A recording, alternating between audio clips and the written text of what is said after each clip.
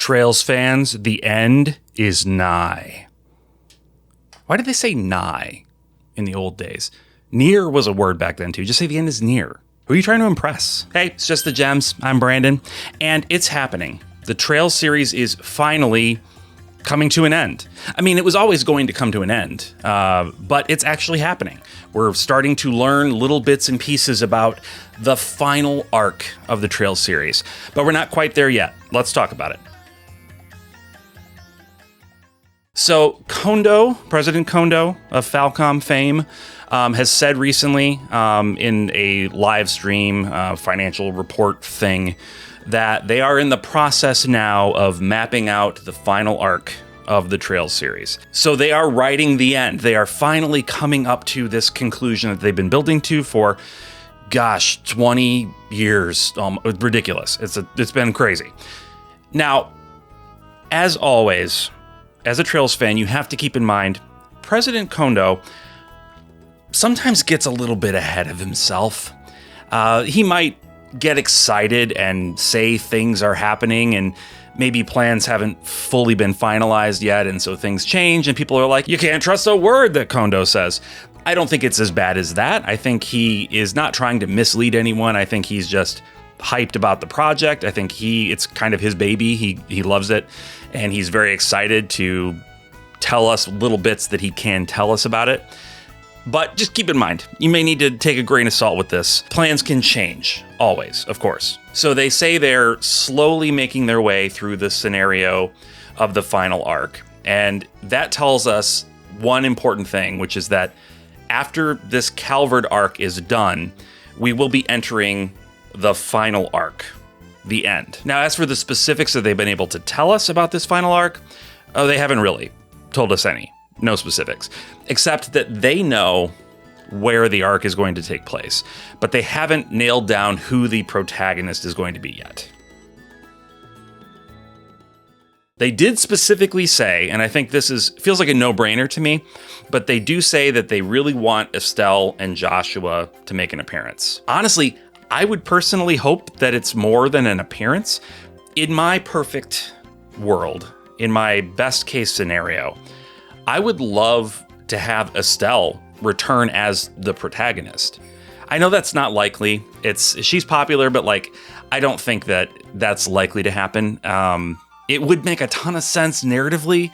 It would create this kind of beautiful bookend to the series that you can't really get any other way. But I guess an appearance is better than nothing, so I'll hope for that. And kind of my far-flung desire is that she would be back as a protagonist. It could be something even along the lines of quasi-protagonist, shared protagonist with somebody else, right? Where, in Beyond the Horizon, we have Reen and Kevin as co-protagonists with Van to an extent, right? I would even take that as an option for at least one of the games in the final arc. I think that would be awesome. Give us that closure, right? That beautiful symmetry in storytelling.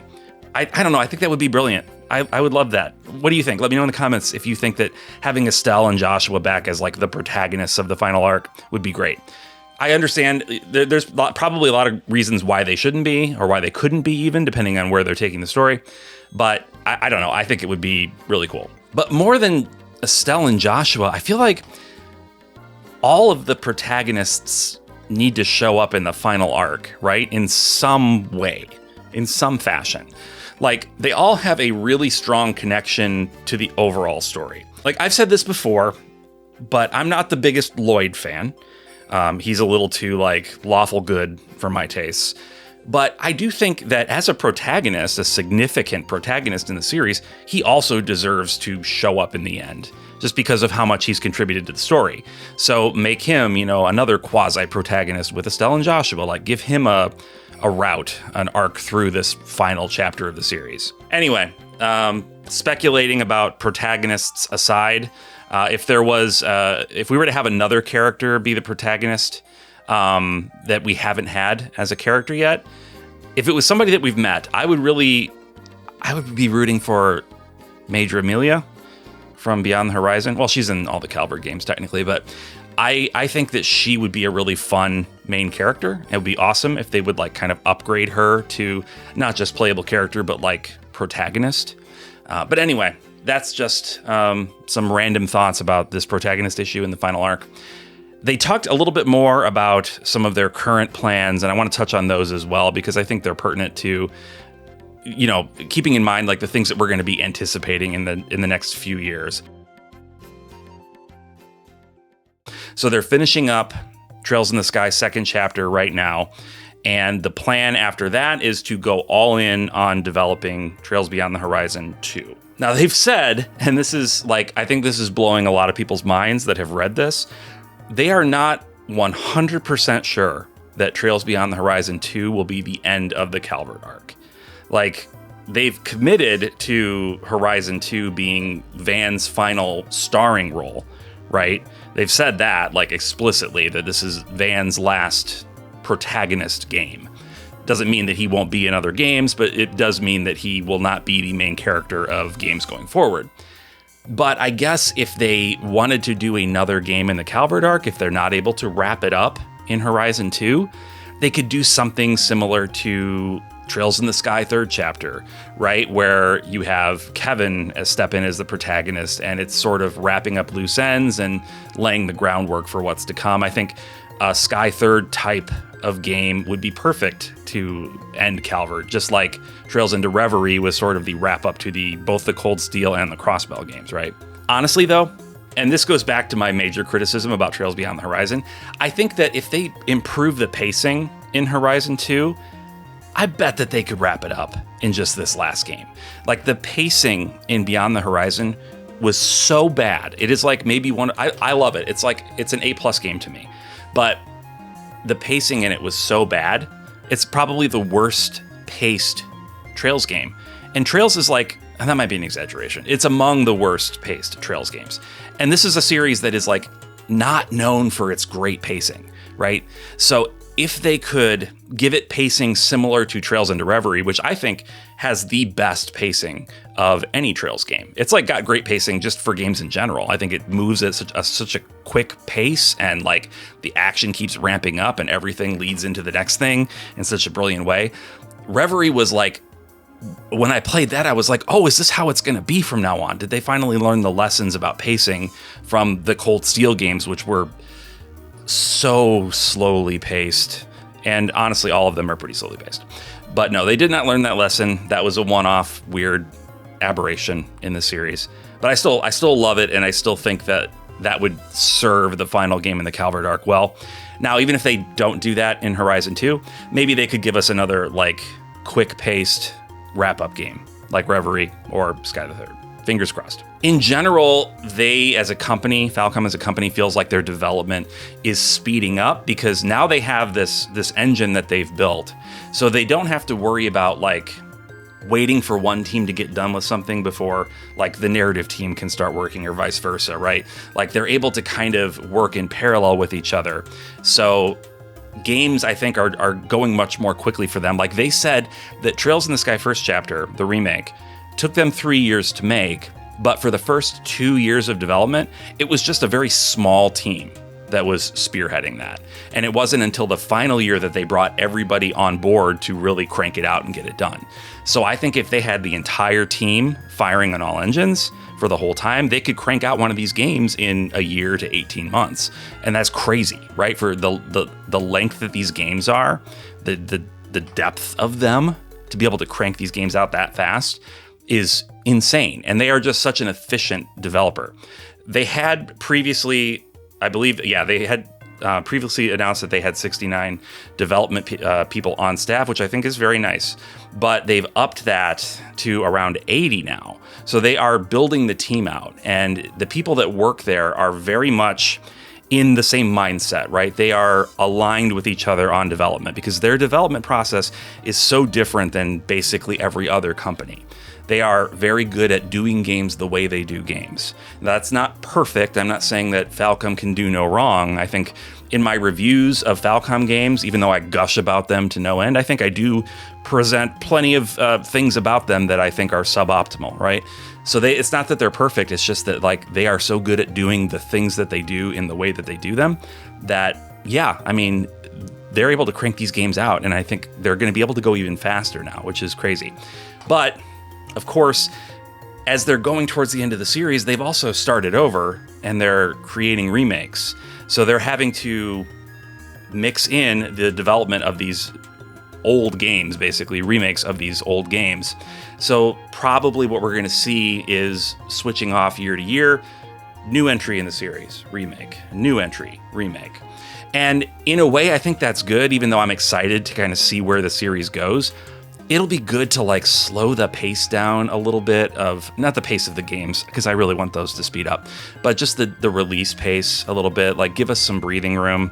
And, you know, more than one a year is probably like, nobody wants, I don't think anybody actually wants that. We might say we do, but I think we would get burned out pretty quickly if we were getting 2 Trails games every year. Like the past few years have been a weird oddity in the life cycle of the Trails series in the West. We've gotten a lot of Trails games and spin-offs and things just in the last few years, and this is after the drought of games that I had to put up with coming in at Trails in the Sky the first, you know, on the PSP.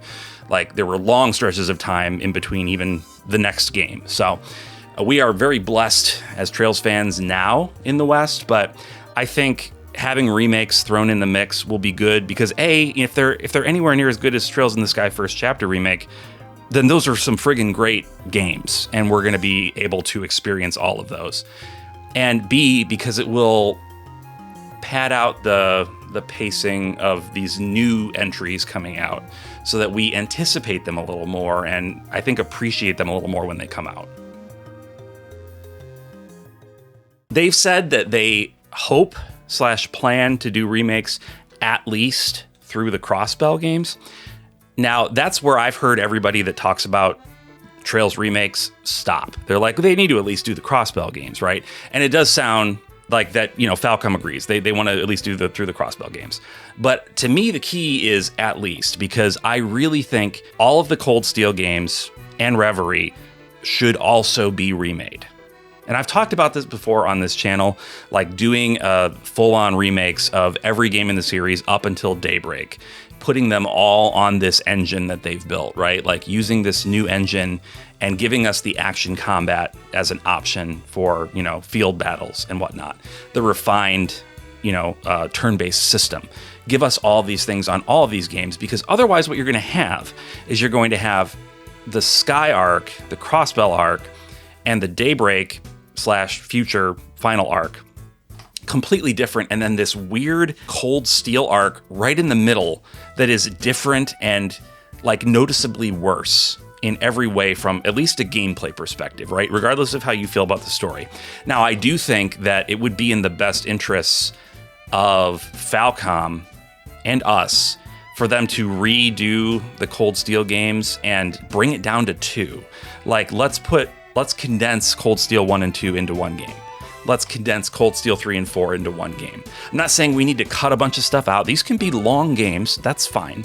But like, let's just make them 2 entries, because the 4 games plus Reverie, like, I don't know about you all, but as much as I love a lot of the characters in the Cold Steel games, I was more than ready to move on by the time we got to Reverie, because it's like, we get it, all right? Like, let's see what happens next. Let's meet some other people, right? So I would love to see them take a more heavy-handed approach to the remakes of the Cold Steel games, if and when they do them. I don't really think they're going to, because they don't look different enough. Like, I'm afraid that people are gonna, you know, they're looking at the Sky games and the Crossbell games, and they're saying, well, those look like, you know, old 32-bit RPGs. Of course, they're going to remake those in the fancy new style. Cold Steel already looks like that. I mean, it doesn't. I don't know if you've gone back and looked at, especially the early Cold Steel games in a while. They don't quite measure up graphically to Daybreak and to Sky First Chapter. They're not that good. They definitely could use a visual polish, if nothing else. But I would really love to see, them remade in this new style, because I think we would appreciate them even more. Even if you're a big fan of the Cold Steel games, I think that you would appreciate them even more if they refined them from a gameplay and from a story perspective. Like, it doesn't eliminate the classic renditions of those games. They'll still exist. You can buy them digitally on Steam. You can buy them physically and digitally on basically every major console platform, except for Xbox, but And so, like, those games still exist. I'm not saying they should pull a George Lucas, right, and just eliminate the original versions, but I would love to see remade, condensed versions, right? Like the guy that wrote The Princess Bride, the novel that the film was based on, that was a massively long book, and some other guy came along and wrote a condensed version of that book, and that was the one that became popular because it was just the good stuff, right? Like, let's condense it down, make it just the good stuff. And I think that Cold Steel as a series is ripe for that. Like, let's do it. Can we get that done? I would love to do that. Let me know in the comments what you think, if you think that that's a good idea, because I honestly just would love to see more people experience the story, and that's more likely to happen if it is less intimidating. It's not as big of a juggernaut of a series, right? The sub-series of Cold Steel. Anyway. So, going back to the beginning of this conversation, I want to talk a little bit about the final Trails arc and where we think, as a community, it's going to take place. So, to me, the obvious guess is Elfsheim. They've been pretty continually moving east for a while now with the settings, and Elfsheim has come up quite frequently and seems to be a very important player in the events that are happening in Calvard during this arc. And it would seem maybe a little weird to just kind of turn our backs on all that happening over there and just go back west and hit one of those smaller countries to the north that we haven't really spent any time in yet. But, maybe this is something I'm kind of hoping for, is that we'll actually end up spending time in a lot of different places. Like, it would be totally fine by me if the final arc didn't just take place primarily in one country. Like, we could see more like Ored and Remiferia and the dry special economic zone, right? Like, there are all these places that we've heard a lot about that we haven't really seen, except maybe in some 2D stills and flashbacks.